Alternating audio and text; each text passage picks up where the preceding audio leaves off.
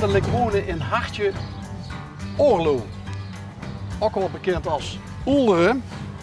En dan zien we hier een vervoerswagen staan. 2 zelfs. En volgens mij zag ik ook een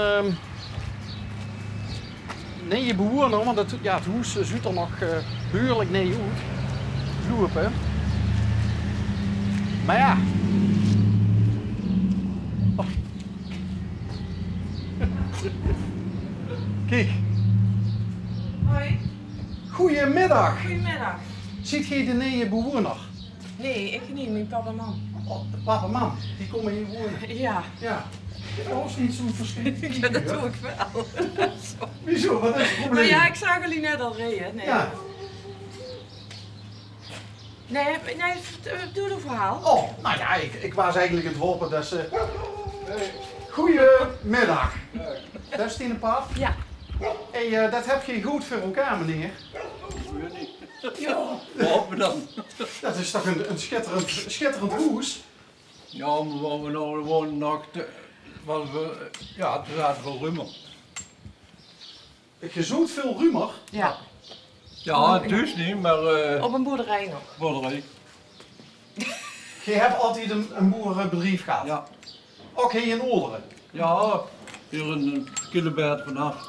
Ja, niet altijd uit de verweg, maar dan moesten we weg vanwege uitbreiding. En toen hebben we hier aan de Pauwweg neergebouwd. Oké. Want dit is de derde neerwoning die we bouwen. De vervoersers komen... Ja jongens, Langzamer. het werk moet gewoon doorgaan, hè? Ja. En toen zei het van, ik wil hier in de deur blijven wonen. Ja, we zijn op veel plaatsen wezen kijken, maar ja, trapjes en boven slapen en dat kan ik niet meer. Nee. Nee. Dan zijn we hier toen terechtgekomen. Ja, eigenlijk. Hier kunnen we nog meer bouwen. Maar dit heb je wel zelf gebouwd? Ja. Ja, Want ja maar dit is al de derde woning die we zelf bouwen. Want we hebben eerst in een keeperhok gewoond toen we trouwden. Ja, en dan nog steeds maar verder. En dat is de mevrouw, wordt je mee getrouwd ziet en Ja, daar heb je mee in een keeperhok gewoond. ja, ja, Dat was ook allereerste gezamenlijke huisje. ja. En dat keeperhok, waar leidt dat? U verrooy. In Van Dus je ziet eigenlijk een Rooise. Ja, helemaal. Al zaken zo, van als 79 jaar. Een peelhaas. Ja. En wat heb je altijd gehad op de boerderij? In verre hebben we kiepen en zeugen en hier hebben we zeugen en de grove tuinbouw. Gastendieren, bieten, uien, ja, wortelen, ernten, bonen en sperries. Sperries, daar zien we eigenlijk boom met geworden. Wat ziet je gewoon? Met sperries, boom met geworden. Boer met geworden. Ja. Oh. Nou, Dus het was allemaal veel makkelijk ook om een personeel te kopen en veel goede koppers nou hoor. En de prijs, nou, die was toen zeker zo goed. Haalt je dat altijd nog bij, de prijs van de sperjes? Ja. Ja, nou is je ook goed geweest van de lente toch wel, maar ja, geen volk. Die Polen, ja, die deden niet te komen. Ja, ik heb het gehuurd dat het was enorm moeilijk om stekers te vinden. Ja, En het steken van de sperjes, dat is ook niet zo dat heeft ze niet binnen een uurtje in de vingers, hè? nee, nee.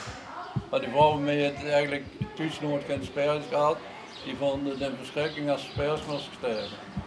Maar ik was al met 12 jaar op smaak met sperries steken bij ons thuis. Dus ja. Op de smaakt. Ja, ja, we verder uit, maar daar heeft vader een keer aangebonden aan de grond en ja, bos gekocht en zelf gelijk ontgonnen bij de ander dan. Maar ja, Dus de pap heeft toen 8 bundels uit je bos gekocht, ja. bos weg, aspergesplak geworden. Stuk weeks wel, ja, geen aangebonden, want dat was toen nog niet. Maar ik heb nog nooit zo koud bij andere mensen gewoond. Ja, dat is heel veel vreemd voorbij zoiets. Want die verre jacht, mijn broer daar woonde ja, meer dan 200 meter vanaf en een andere buurman, ja, 150, waar we nu wonen, aan de Pauwweg. daar zit naast de buurman ja, 230, 240 meter van hem af. En aan de andere kant, ja, dan weet ik niet hoeveel meter dat daar niet in. Dus eigenlijk is dit voor ook heel raar. Ja. Ja, dan moet ik aan wennen. Kijk, en als je al het kunnen werken, maar ik kan het niet meer. Ja, die duwen, daar zit geen kraakbeer meer tussen. En ja, dan rechtsbenen ben ik maar 4 jaar terug, toen hebben ze mee daar in Maastricht zo gemaakt. En toen nog 4 zo.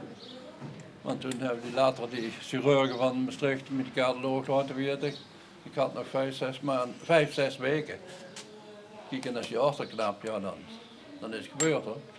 Dan loopt het dus risico op een aneurysma noemen ze dat, hè? Ja. Dat ik de aorta... Ja. Dus dan ziet je eigenlijk door het oog van de naald gegaan. Ja. 6 juni zie ik dat geopereerd en ik heb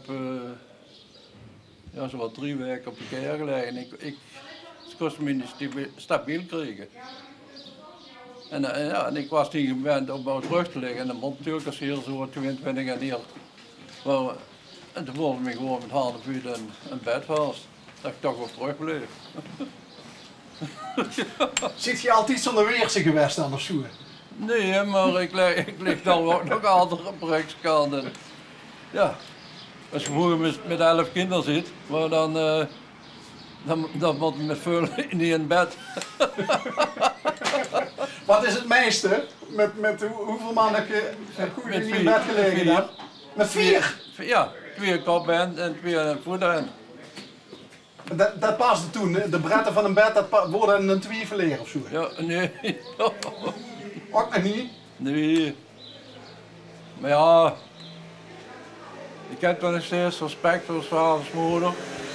Die zijn in de crisisjaren getrouwd, 28. En ja, en toen hadden we een beetje op een rit. En toen kwam de oorlog, moesten we evacueren. Eerst zaten met 46 man. Ja, dat was kleiner als hier dit. En toen stond kregen ze een voltreffer. Een stuk wat dood. Van Loon, die waren alle bos aangekomen. Ja, van Loon was niemand te helden. En ja, toen later zijn we dan nog Servaas gegaan.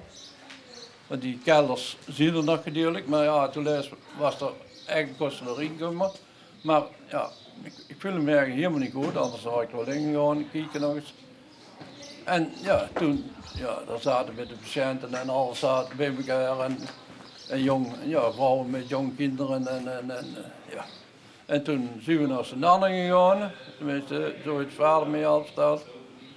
Ja, toen weer Senanne zo geschoten en gedaan van Loon uit wou en ja, toen moesten we nog weg.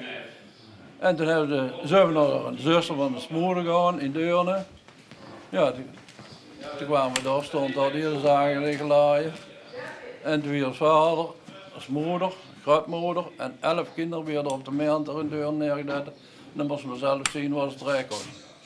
Maar die Alstebeners, ja, die zaten in Vlieren en dan weet ik veel overal. Die hebben het vaders moeder mijn mannen niet gezien. Ja. En na de oorlog is dat toch weer allemaal bijeengekomen? Ja.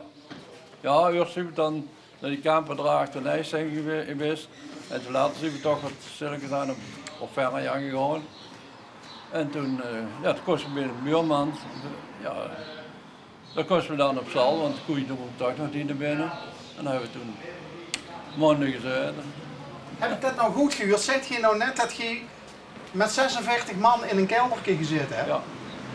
Een keldertje wat kleiner wordt als wat we hier, waar we hier op staan. Ja, en toen stond het boven, stonden in dicht laaien. En toen was allemaal door een klein kelderrempje moesten naar buiten. Grootmoeder van 89. Dus, en wie lang heb je in die kelder gezeten? Dat weet ik niet. Dat weet je niet meer? Ik was nog van 4, dus dat weet ik niet. En de vader had een dagboek bijgehaald, maar dat is kwijt geworden. Dat hoeven we niet, dat weten we niet. Want daar heb ik toch wel spijt van, maar ja, het was niet anders. Ja, want dan had je het verhaal natuurlijk... Ja, we kunnen het prepareren hoor. Ja. Maar ja, kom ik jullie hier nodig terug. Nou ja, weer rie je altijd geerde oren. Oh, En soms dan komen we ook nog wel eens een Eemdenhoek. Hebben we eens een keer een leuk verhaal bij die mensen die Eemdenhoek in de stroot wonen. oh. En, maar wat je zegt van respect voor mijn elders, want die hebben een crisis meegemaakt. Ja. Ja, toen Maar zijn je maakt- je die maakt- zijn die getrouwd. In 28, ja, in 28 getrouwd. Ja, en toen waren ze eigenlijk, gaan de zaak een beetje bered. En ja, toen kwamen ze terug. Geen één koe meer, alles kapot. Peert kapot, alles kapot. Maar toen was het maar goed dat die Marshallhulp kwam. En dat, toen is die grote aannemer, Niels van Eesteren is toen van Haarlem en die ging toen verder bouwen. Oh jongen. Ja, Want ik ken het Marshallplan, de Marshallhulp, Ja. dat ken ik alleen uit de geschiedenisboekjes Ja, op je- school. ja. Maar opa en mam die hebben er dus echt wel profijt van gehad. ja joh. Ja, maar die koeien, die 15 gaan die lijn allemaal, ja, plaats kapot. Ja, dan die Duitsers allemaal geslacht. En dan hebben opa en mam een crisis meegemaakt en dan maak jij zelf ook een crisis mee. Nou, dat weet ik niet. Nee, we hebben Of dat is is dit geld, als je ziet die terrassen, hoe vol dat die zitten, dat is geld genoeg. Maar ik ga daar niet heel weg, maar ja, het ging niet meer. Die hebben versleten. Ja, Maar, hé, kijk, ja, dan moet je mee oefenen. ja. Dus volgend jaar Tour de France voor. Die kan geen weg maken, joh. Vroeger had ik een tijd op samen kunnen fietsen en nu kan ik het niet meer. Zeg maar, als ik nou van hier tot er bij de bus gezien geweest, dan zeg ik al 5 keer op stoep. Maar als je er nou een home trainer neerzet, kun je nog samen fietsen. Ik ga me nog iets, ik kan er nooit in.